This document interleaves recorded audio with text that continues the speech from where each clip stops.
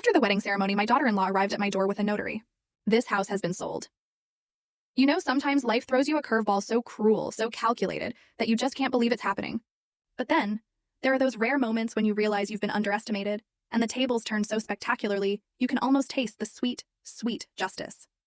Trust me, I never thought I'd be facing down my own daughter-in-law Amanda in my living room, her smile as cold as a December grave, while a notary shuffled papers like he was dealing cards for my funeral. But that's exactly where I was. And when I smiled back and said, "Perfect timing, but let's make a quick stop at the police station first." They've been waiting to hear about those documents I sent them yesterday. The color drained from her face faster than water down a broken drain. The look on her face standing there, face to face with the woman who thought she'd outsmarted a 68-year-old. Priceless. You want to know what happened next? Buckle up, because this story starts with the most humiliating 24 hours of my life and ends with the most satisfying. It all started 2 days earlier. I'd watched my only son Michael marry Amanda in the same church where I'd married his father 35 years ago. The ceremony was beautiful. Amanda looked radiant, and I truly thought, maybe, just maybe, we could finally build a real relationship. I mean, she was carrying my future grandchild, right? How naive can one woman be? The reception was at the country club, the very same one where I'd worked as a waitress to put Michael through college.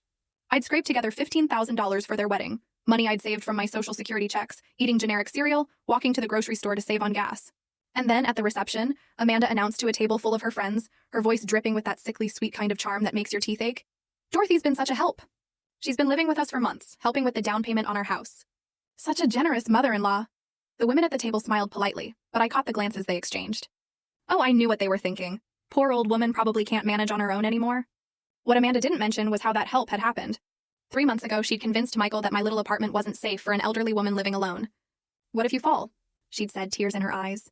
"What if something happens and no one knows for hours?" Before I knew it, they'd moved me out of my apartment and into their spare room temporarily, while we looked for something better suited to my needs. Meanwhile, that $15,000 I'd given them for their house down payment had mysteriously become a loan that would be paid back when things settled down. Funny how things never settle down when someone's busy spending your money. "She's practically family," Amanda continued, and the way she said practically made my full story video added in below